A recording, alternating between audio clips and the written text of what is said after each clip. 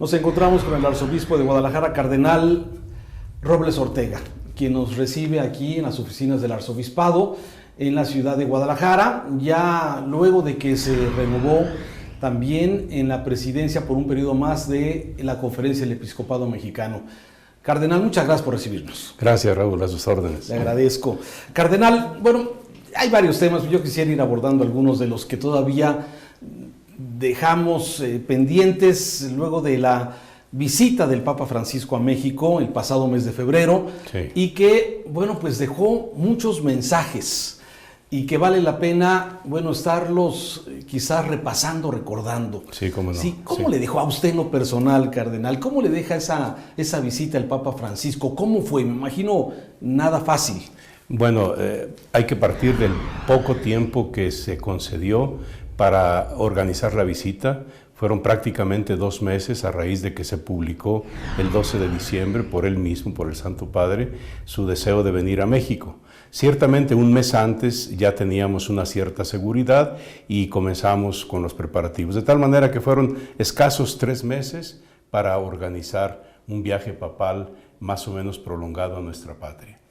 Pero independientemente de eso, creo yo que los lugares que eligió el Santo Padre dan la pauta para leer y para interpretar su mensaje. Afortunadamente eligió los lugares, por así decir, por una parte más emblemáticos para el país, como es la Basílica de Guadalupe, la Catedral. Y la Catedral de México, el encuentro con las autoridades del país en el centro de la República. Todo eso contextualiza mucho su mensaje, incluso el mensaje con nosotros los obispos, el encuentro con nosotros los obispos en la Catedral de México.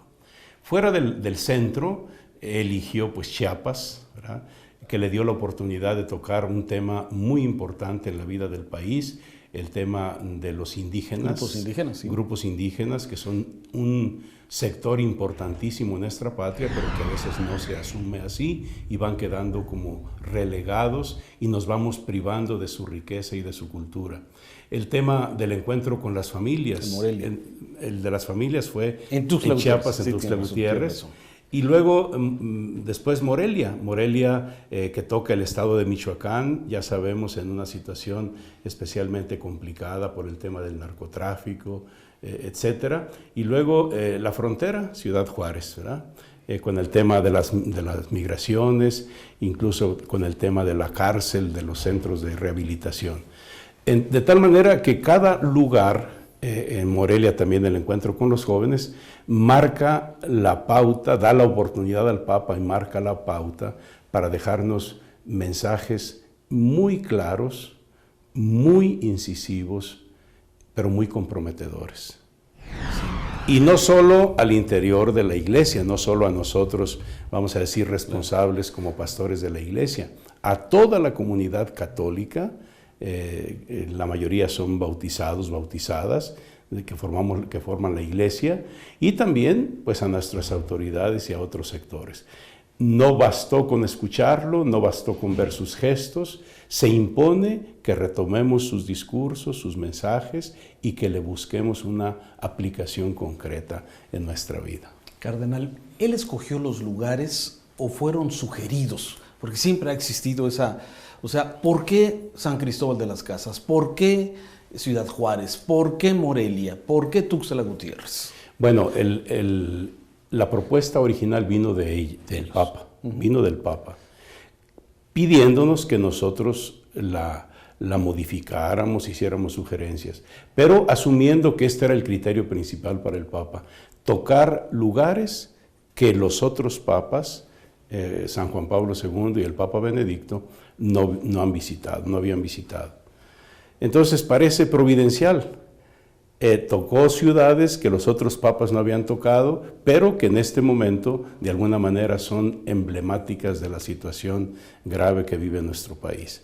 Por lo que toca la frontera, nosotros le proponíamos como episcopado, le proponíamos Tijuana, porque Tijuana es la ciudad de mayor flujo migratorio en todos los días en todo el mundo, del mundo. Pero él se mantuvo con Ciudad Juárez. De tal manera que nuestras propuestas no modificaron su intención desde el principio, repito, asumiendo como criterio principal tocar ciudades que los otros papas no habían tocado. ¿Qué fue lo más difícil en esta visita del Papa para usted, como presidente de la Conferencia del Episcopado?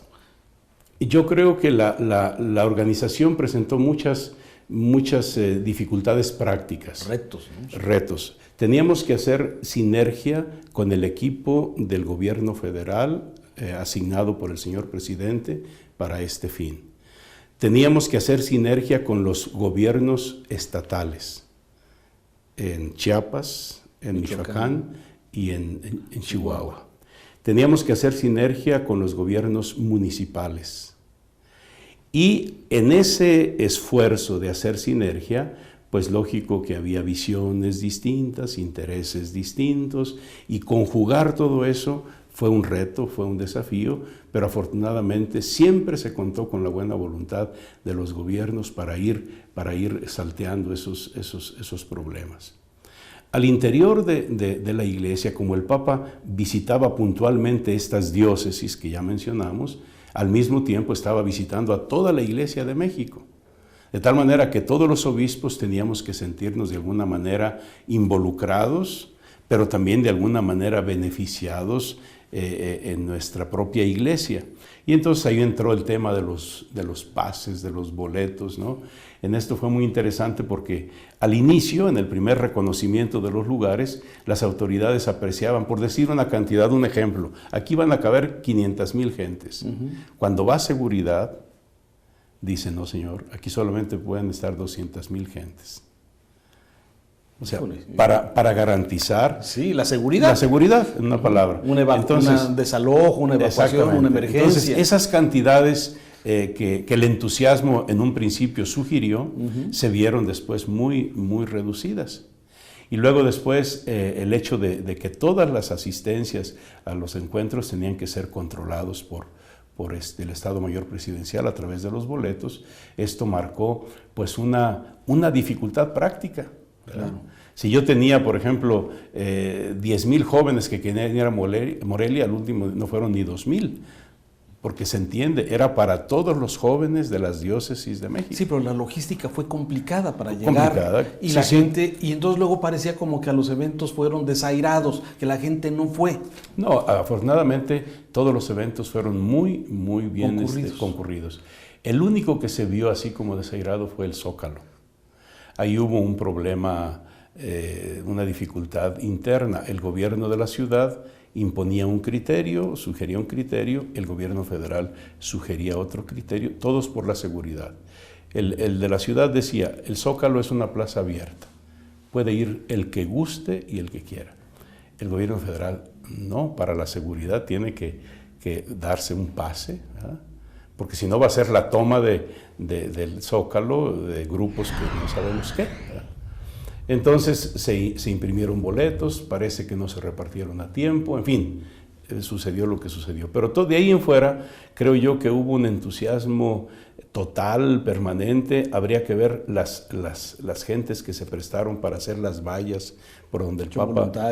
Voluntarios, sí, y siempre concurridas esas vallas, ¿no?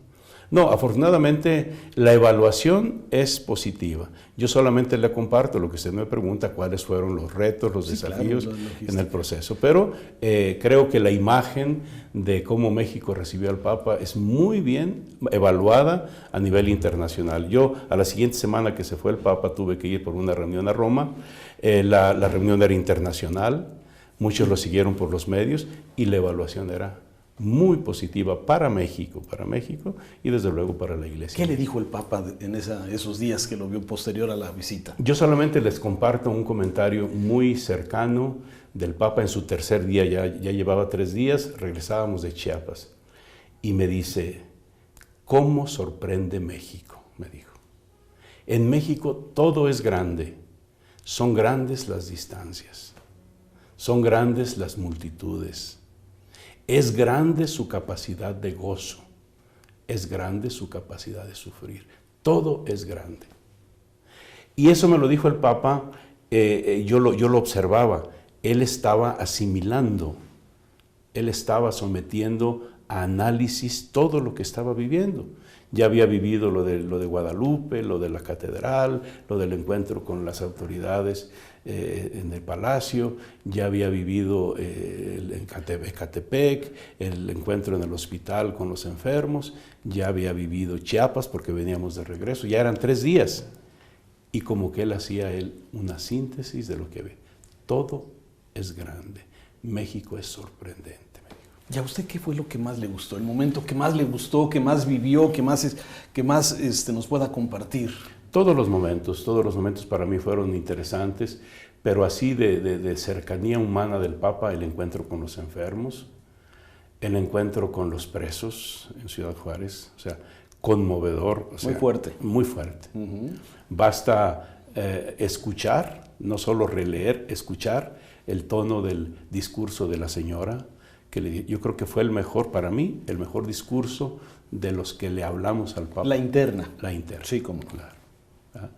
Esos 2 momentos a mí me parecieron muy, muy interesantes. Festivamente el de los jóvenes, pero también muy comprometedor. Festivamente también el de las familias. O sea, todos los momentos tenían su característica propia y todos marcaban un acento muy particular, ¿no? El de Ecatepec, ver aquel mar de gente, ¿no? Todo era impresionante. Dentro de todos estos recuerdos que estamos haciendo, cardenal, hubo mensajes muy directos. Ya se fue el Papa, han pasado ya más de 2 meses de esta visita. ¿Y cómo se queda la feligresía, los católicos, cómo nos quedamos y qué tenemos que hacer? Y al interior de la iglesia también, porque hubo mensajes muy fuertes. Ese tema de que no somos príncipes de la iglesia, haciendo un llamado a los obispos y a la jerarquía de la Iglesia Católica. Ese discurso que nos dirigió el Papa a los obispos, bastante extenso, muy bien estructurado, muy bien, con imágenes muy bellas, pero también con mucha exigencia para nosotros. Tristemente se ha mantenido a nivel mediático como un regaño, ¿no? Como que el Papa nos dio un regaño a los obispos, que nosotros honestamente no lo tomamos así.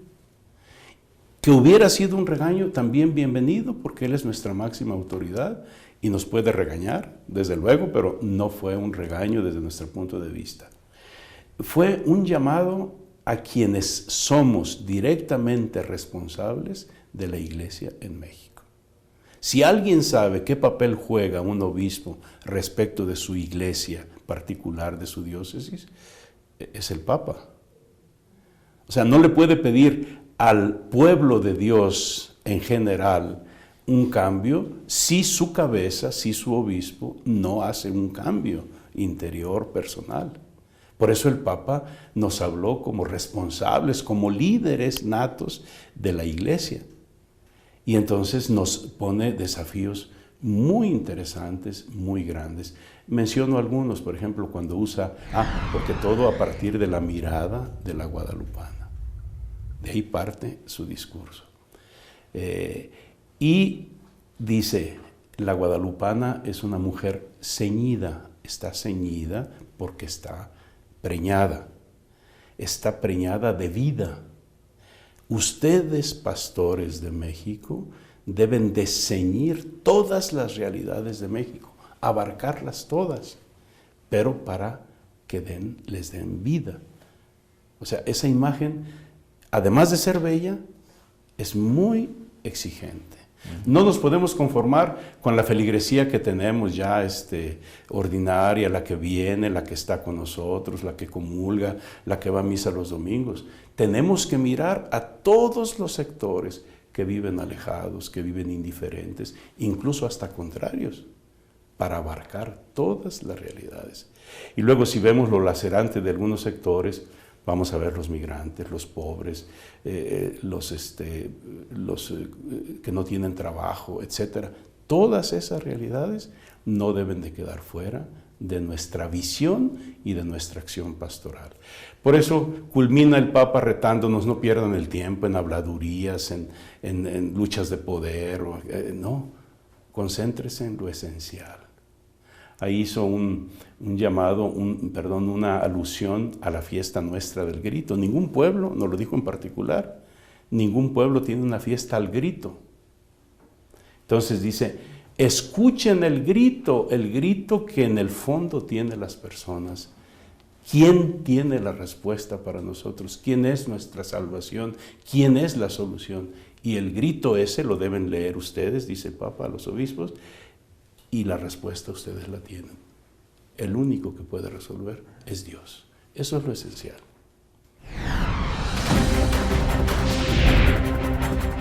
Todos, absolutamente como seres humanos, somos susceptibles de corromper nuestra esencia como seres humanos, nuestra esencia como cristianos.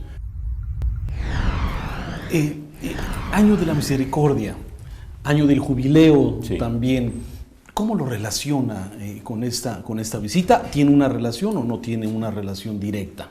Bueno, el tema de la misericordia es un tema que el Papa Francisco desde el inicio de su pontificado lo ha mencionado, lo ha posicionado, incluso con expresiones, con sus actitudes, con sus gestos, pero sobre todo señalando este año especial de la misericordia.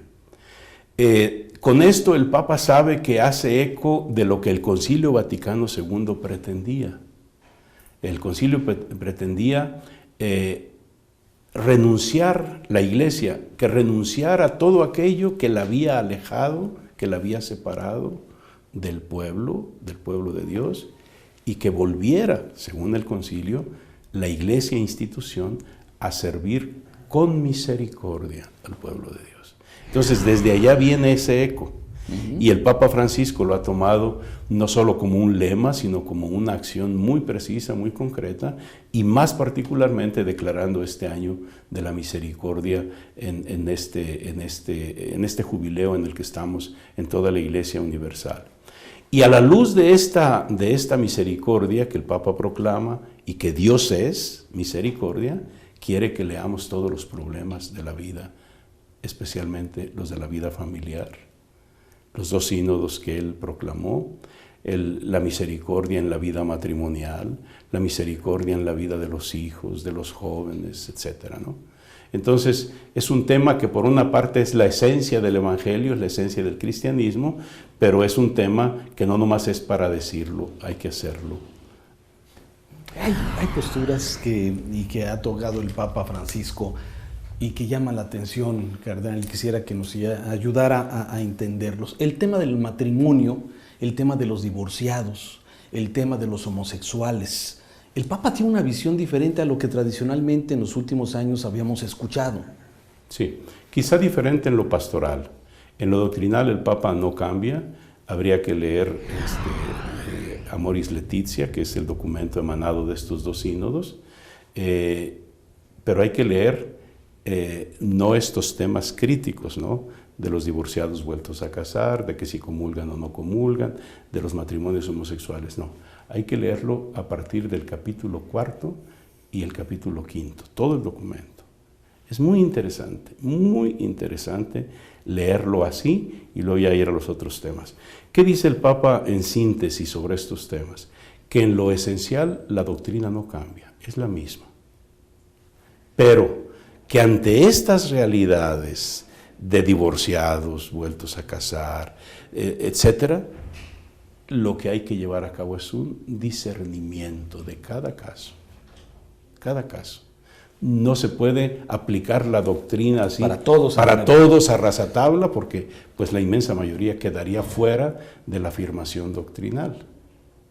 Pero tampoco se puede ir al otro extremo de decir, no importa, todo es lo mismo, todo es igual, todo es relativo. No, cada caso es cada caso. Hay que hacer un discernimiento de la situación y a lo mejor en ese discernimiento la situación concreta que vive esta pareja les puede llevar a acercarse al sacramento de la comunión sin faltar a la esencia de la doctrina. Entonces, esa apertura de tocar la realidad sin pereza, sí, porque por pereza pastoral yo puedo decir, no, tú estás fuera y punto, ya no hay nada que discutir contigo. No, a lo mejor platicando hay mucho que ver y que considerar. Eso es lo que en esencia dice el documento. El tema entonces, en caso de los divorciados, por ejemplo, tendrá que ser analizado cada caso en lo personal. En lo personal, por el sacerdote, y si es el caso, por el obispo, por laicos preparados, personas que viven también su estado matrimonial, pero que están bien preparados y que ayuden a hacer un discernimiento. Eso es. En el tema de los homosexuales y los matrimonios, que es un tema que ha levantado incluso manifestaciones en algunas ciudades como en Guadalajara, de grupos conservadores, bueno, grupos que dicen no a este tipo que la ley civil, de alguna forma, ha venido caminando. Sí, el Papa en el documento dice, vuelve a ratificar el respeto a las personas homosexuales y el quitar todo gesto, toda actitud, toda palabra que pueda ser discriminatoria de ellos. Primero se reafirma ese respeto porque ante todo tienen la dignidad de ser personas. Pero concluye, en cuanto al tema del matrimonio, lo que ha venido diciendo la Iglesia, por eso digo no, en lo doctrinal el Papa no cambia. Dice, no hay ni remotamente la posibilidad de equiparar la unión de un hombre, una mujer con una mujer, con el matrimonio cristiano. Es completamente otra cosa. Bien, Cardenal, sobre el tema de cuál es la visión de la Iglesia Católica en México, y se lo pregunto en relación al surgimiento de nuevas iglesias cristianas, por ejemplo, que como que hay una moda para acudir, para ir, para la forma en cómo ellos de alguna forma visualizan el amor a Dios. Bueno, yo creo que Dios puso en el interior de cada persona esa capacidad de buscarlo, de amarlo, de entenderlo. Todos tenemos sembrada, por así decir, esa semilla. Pero Dios quiso que las cosas fueran de una forma, por eso nos envió a su Hijo. Se encarnó el Hijo de Dios, se hizo verdadero hombre, pero no se murió y se fue. Su encarnación se prolongó en una comunidad jerárquica que se llama la Iglesia. Le dijo al cabeza de los 12, tú eres Pedro, sobre esta piedra edificaré mi iglesia. O sea, dejó su presencia para todos los tiempos en una estructura, en una organización que tiene elementos esenciales que no pueden cambiar. Otros pueden cambiar porque son culturales o lo que sea, pero los esenciales él los dejó y su presencia es garantía de encontrarlo en esa institución que él dejó. Entonces, ¿qué hacen los movimientos cristianos a veces en general? Decir, yo acepto a Cristo, pero no acepto a la Iglesia. Yo necesito a Cristo, pero yo no necesito la mediación ni de santos, ni de jerarcas, ni de sacramentos, ni nada. Y acaban por decir, yo me confieso, pero directamente con Cristo. Y Cristo dice, al que perdone los pecados, le serán perdonados. Al que se los retengas, le serán retenidos, le dijo a sus apóstoles. O sea, Él quiso cómo se aplicara su perdón, su misericordia, lo dejó establecido, ¿verdad? Entonces, el riesgo es ese de que por despojarnos de la institución o de las mediaciones, creamos que nos conectamos directamente con Cristo. Yo hago un salto desde aquí hasta Cristo y puede ser mortal ese salto, porque al fin y al cabo voy a hacer lo que mi criterio me dice. No lo confronto con nadie. No hay una institución que lo establezca, que lo reconozca, que lo zanje. Es, en último término, mi criterio. Ese es el riesgo, un subjetivismo. Pero aún así, si hay una rectísima intención, una claridad, bueno, no podemos juzgar nosotros. Esta persona está en camino de vida y de salvación. Ante eso, ¿cuál es el reto de la Iglesia Católica y usted como presidente de la Conferencia del Episcopado? No, el reto de la Iglesia es, otra vez, predicar a Jesucristo, predicar lo que Él enseñó y suscitar la conversión y acompañar ese proceso de conversión con una catequesis sistemática, integral, permanente. Porque no basta con la sencilla aceptación, tengo que profundizar en esa, qué implica para mí esa aceptación de Cristo, y eso me lo da la catequesis. Lo que tenemos que hacer es eso, desatar procesos. Lo que el Papa también nos dice, el tiempo es más grande que el espacio. O sea, no nos preocupemos de cuánto nos va a llevar. El tiempo es grande, más grande que el espacio en el que nos movemos ordinariamente. El pueblo mexicano recuerda siempre con gran gratitud. Podemos abrir tantillo, creo que la ventana, gracias. Con gran gratitud la visita las tantas visitas de Juan Pablo II. Fue un papa muy cercano al pueblo mexicano. No como Benedicto, lamentablemente, la personalidad quizás del Papa Benedicto en su visita a México, pues no mostró quizás esa cercanía con el pueblo. Pero Francisco es otro papa diferente.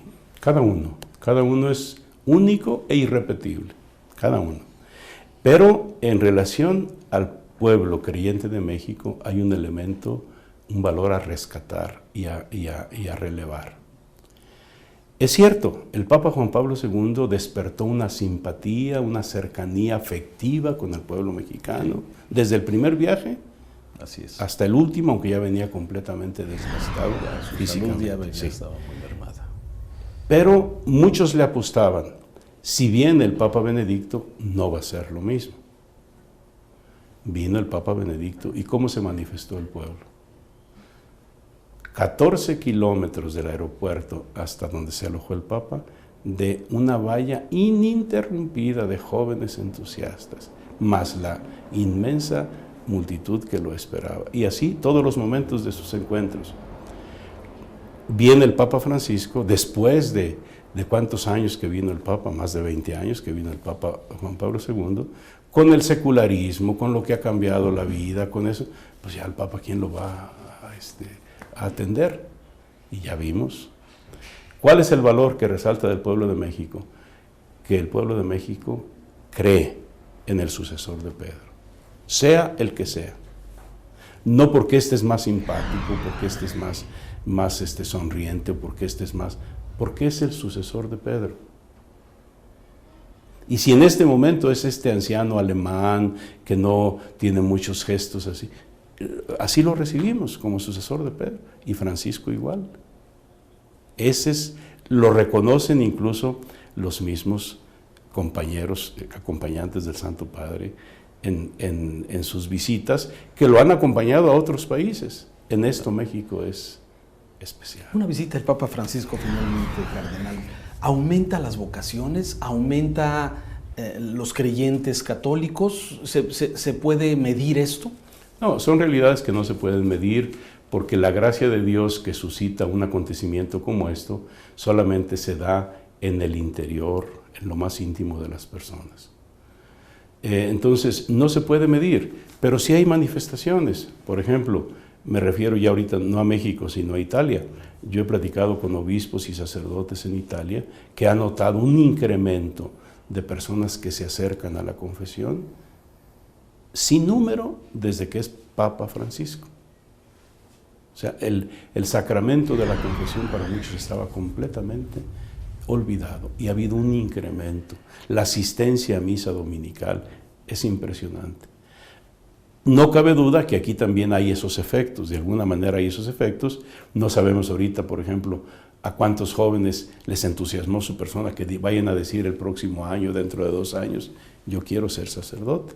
Pero de que hay ese efecto, no cabe duda, aunque no lo podamos de momento medir. Sí, genera. Y el tema, el Papa criticó fuertemente y la Iglesia lo ha hecho, a los políticos corruptos. Ha sido también ya sancionado incluso los temas de corrupción dentro del Vaticano. Se tocó el tema, aunque quizás no muy amplio, el tema de los pederastas, sacerdotes, que también... Sí, en estos 3 temas concretamente, ¿cuál es su visión como presidente del Episcopado Mexicano? No, sencillamente que la corrupción es un mal al que todos somos susceptibles. Todos, absolutamente, como seres humanos, somos susceptibles de corromper nuestra esencia como seres humanos, nuestra esencia como cristianos, por intereses o por lo que sea. Alguien puede ser corrupto en muy pequeña dosis en el interior de su familia o de su trabajo, y alguien puede ser enormemente corrupto de acuerdo a la encomienda que tiene. Lo importante es combatir, denunciar y, en todo caso, castigar este mal. Y así los otros males, me refiero a la pederastia, es un crimen, es un delito grave que un adulto, no me refiero solamente a sacerdotes, porque no solo los sacerdotes han cometido ese delito, a cualquier adulto que haga gestos, actitudes, comportamientos que afectan a un menor, está cometiendo un crimen que se debe de castigar con todo el peso de la ley. Entonces, que la Iglesia esté poniendo atención a estos casos que tristemente se han dado a su interior es muy importante, pero es muy importante que tomemos conciencia del fenómeno en general. Por ejemplo, el tema de la prostitución infantil, que a veces por intereses económicos incluso puede haber colusión hasta de gobiernos para que se dé este fenómeno en países enteros, pues no hay que paliarlo, hay que denunciarlo y hay que sacarlo a la luz. Esto ha dañado gravemente a la Iglesia Católica, el tema de los pederastas. Desde luego que sí. Y la reacción en México, ¿cómo la ha visto usted? ¿Sobre este tema? Sobre este tema. Sobre este tema hemos adoptado lo que el Papa Benedicto comenzó a aplicar para toda la Iglesia, y el Papa Francisco ha insistido de tal manera que lo estamos aplicando primero como prevención, es decir, en la selección de los futuros candidatos, de los futuros sacerdotes, de no admitir absolutamente a nadie que pueda como insinuar que pudiera ser un problema en ese sentido. Independientemente de que no se registre a nadie, una formación más intensa, más integral en lo afectivo, psicológicamente, etc. Pero en los casos de sacerdotes, aplicando la norma de tolerancia cero. Cero. Año jubilar y bueno, ¿cómo van el recorrido, el pasar por las puertas centrales de las catedrales? Por lo que yo tengo de comentarios, de reporte, afortunadamente muy buena afluencia. Nada menos ayer estuve reunido con el encargado del Santuario de los Mártires. En la capilla provisional se estableció la puerta para ganar la indulgencia y me estaba reportando el sinnúmero de grupos que va para confesarse, para peregrinar y ganar la indulgencia. Catedral, que pareciera ser un punto crítico por las obras, no ha disminuido la afluencia de grupos cada semana y entre semana, sobre todo porque hay un grupo permanente de canónigos escuchando las confesiones, entonces esto también atrae para ganar la indulgencia y esto facilita. Cardenal, muchas gracias. Gracias a usted, muchas gracias. Agradezco. Sí. Gracias.